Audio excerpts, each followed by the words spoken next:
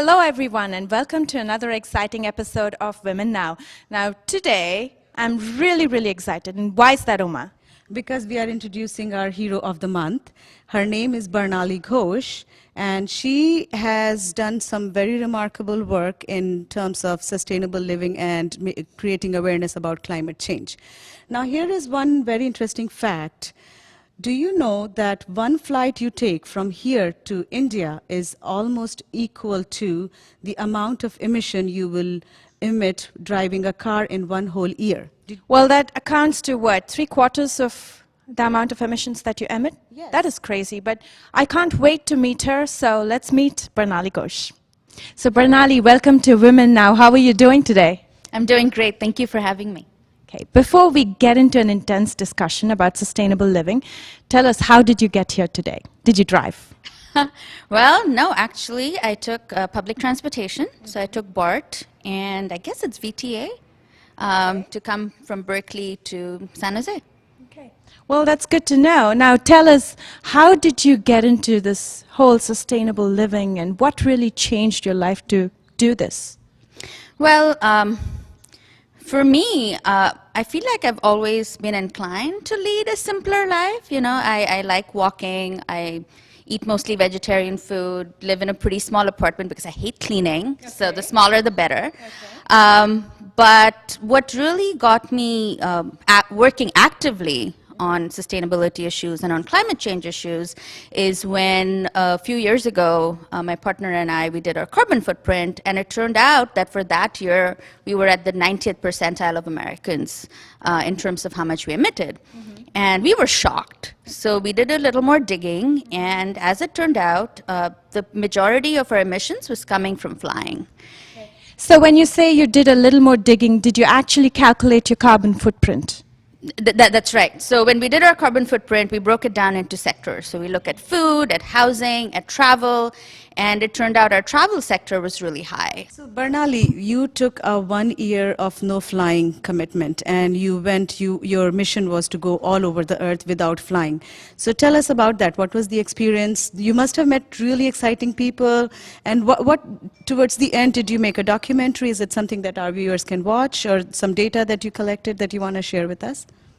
So one of the things when we found out about how flying was what we call a climate sin, mm-hmm. right, or a carbon sin, mm-hmm. and we said, well, we've gotten so used to this, let's try this experiment. Is it actually possible to travel without flying? Mm-hmm. And I have to tell you, it was a very exciting adventure. Okay. Our mission was twofold. One was to talk to climate change activists all over the world, mm-hmm. because we were really looking to connect with people. What kind of impacts were they facing? What kind of solutions were they working on?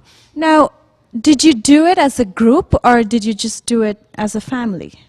We did it as a family. Okay. We had this opportunity to take a year off. We had saved up money to do this. So it was my partner and I who did this. And we traveled for a year without flying, except at one point where we did have to fly.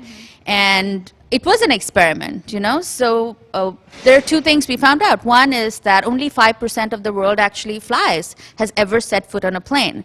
So if you ever set foot on a plane, you're part of that global elite. Okay.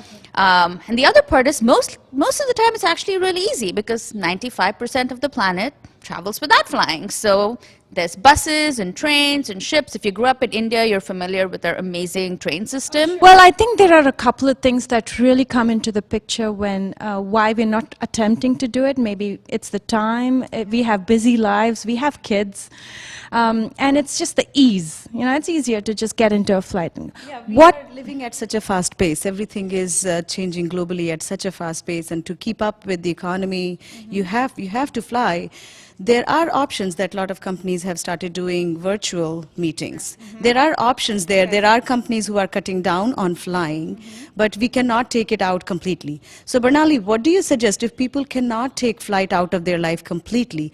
What are the things that they can do to offset their carbon footprint?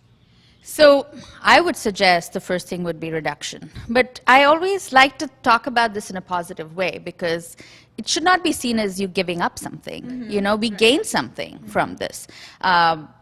I gained this amazing adventure. I got to go on a container ship. We were the only 2 passengers. We got to hang out with sailors, visit the engine room, be on the bridge like you're on Star Trek or something. Almost feels like Disneyland to me. I'm telling you, it's way better than Disneyland. It's adult Disneyland, let's put it that way. And you get to meet amazing people, you know, people you would not have met before. I mean, I go back to traveling on the train. Nobody on the plane is offering you food, right, that they've packed in a little dabba. And we and we had that experience on a train in India, on a train in Vietnam, on a train in China, on a train, you know, across Russia. Just amazing, like, friendly encounters that really shows you what the land, you know, that you're visiting is, which you do not get from flying. So I would say fly less, number 1. Okay. And number 2 is think of travel and the mode of travel you use as an adventure in itself. Now, what is your advice to people who are trying to be more sustainable but find it very hard? So I think we already said, do your carbon footprint, at least understand what the problem is. That's the first step. That's the first step. The second thing is do something. Like I would say for viewers who are watching today, you know, take a pledge to change one small thing in your personal life. Doesn't have to be huge. Take one small step. But the second thing I would encourage viewers to do is if you don't have time, then think about ways in which you can support organizations or activists like myself. How can you support us? Can you sign one more petition? Because can you write a personal note to the mayor on an issue that's close to your heart? Can you make a donation to an organization that's working on these issues? So Barnali, to help our viewers, do you have a petition going on that people can sign? So currently, we get a lot of petitions. There's definitely one petition that's going around that is related to the tar sands XL pipeline, which is a pipeline that's coming from Canada through the US. And James Hansen, who is a NASA scientist, has said that it's game over for climate change if that pipeline goes through. So you can go on to 350.org. That's 350.org. And they have a petition there that you can send, which is going straight to Obama, asking him to use his power to stop climate change and stop this pipeline. Well, that's great to know. Now, I'm always curious. How do you lead a sustainable life? What do you do on a daily basis? Well, I love walking. And I use walking to get to places, but I also use it as my exercise. We live in a beautiful place. California is amazing. Berkeley is an amazing city. We have lots of flowers and trees. And lots of tree huggers, right? We can't forget that. Lots of tree huggers, even though I have to say, I mean, environmentalism has gone way beyond just tree hugging. We need the tree huggers and we need the techies. You know, we need everybody to participate. It can't just be tree huggers anymore. So Barnali, this is also inspiring. We really admire all the work you're doing. My question for you is, what is it we can do to influence the future generation? Because they are the ones who are carrying the torch. They are the ones we are leaving the planet behind for.